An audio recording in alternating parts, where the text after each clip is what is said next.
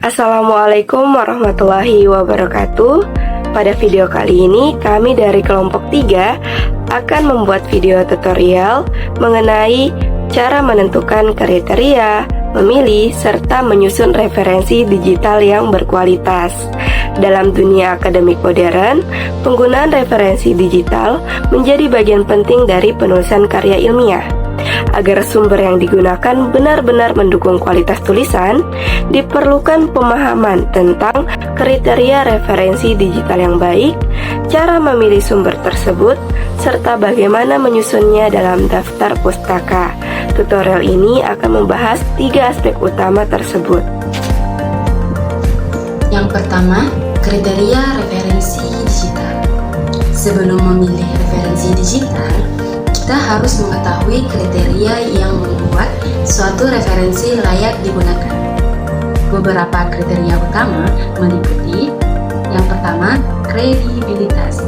Sumber berasal dari lembaga terpercaya seperti universitas, jurnal ilmiah, atau organisasi profesional. Yang kedua, keakuratan. Informasi didukung oleh data atau penelitian yang jelas dan tidak mengandung bias. Yang ketiga, relevansi. Isi referensi berkaitan langsung dengan topik yang sedang diteliti atau yang sedang dibahas. Yang keempat, aktualitas. Sumber diperbarui secara rutin atau diterbitkan dalam 5 tahun terakhir, kecuali untuk teori-teori dasar. Yang kelima, kelengkapan data. Referensi mencantumkan informasi lengkap, seperti nama penulis, tahun terbit, judul, dan penerbit. Memahami kriteria ini penting agar kita tidak sembarangan mengambil sumber dari internet yang belum tentu valid. Yang kedua, pemilihan referensi digital. Setelah mengetahui kriterianya, langkah berikutnya adalah memilih referensi digital yang tepat. Proses pemilihannya dapat dilakukan dengan cara berikut. Yang pertama yaitu mengakses sumber akademik.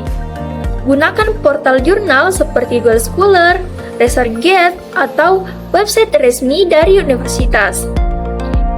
Yang kedua, mengecek kredensial penulis. Pastikan penulis memiliki latar belakang akademik ataupun profesional yang sesuai dengan topik. Yang ketiga, mengevaluasi situs web. Perhatikan domain situs, misalnya .edu, .org yang lebih kredibel daripada .com biasa. Yang keempat, membandingkan beberapa sumber. Jangan hanya bergantung pada satu referensi. Bandingkan beberapa sumber untuk memastikan konsistensi informasi. Selanjutnya, kelima, menggunakan peer review artikel. Utamakan artikel yang sudah melewati proses tinjauan sejawat. Jadi, pemilihan referensi digital yang tepat dan cermat akan membuat hasil tulisan lebih kuat, akurat, dan terpercaya. Setelah memilih sumber yang berkualitas, kita harus menyusun referensi tersebut dengan benar. Di sini saya akan menjelaskan bagaimana cara menyusun referensi dalam daftar pustaka. Umumnya, format yang digunakan adalah format APA atau American Psychological Association. Untuk memudahkan teman-teman dalam menyusun daftar pustaka, teman-teman dapat menggunakan aplikasi Mendeley.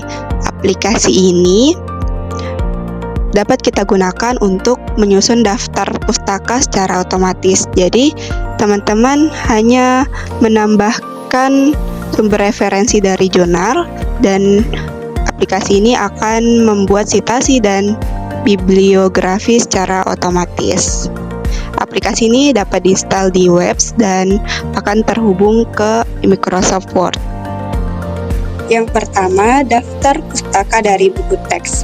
Perhatikan urutannya ya.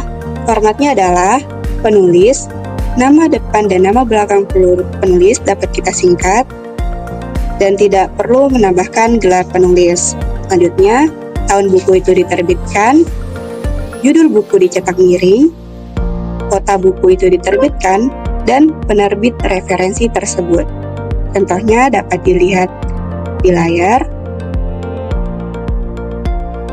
Perhatikan daftar pustaka yang dikutip oleh satu orang. Perhatikan daftar pustaka yang dikutip oleh 2 orang. Perhatikan daftar pustaka yang dikutip oleh 3 orang. Serta perhatikan juga penulisan daftar pustaka yang dikutip lebih dari 3 orang.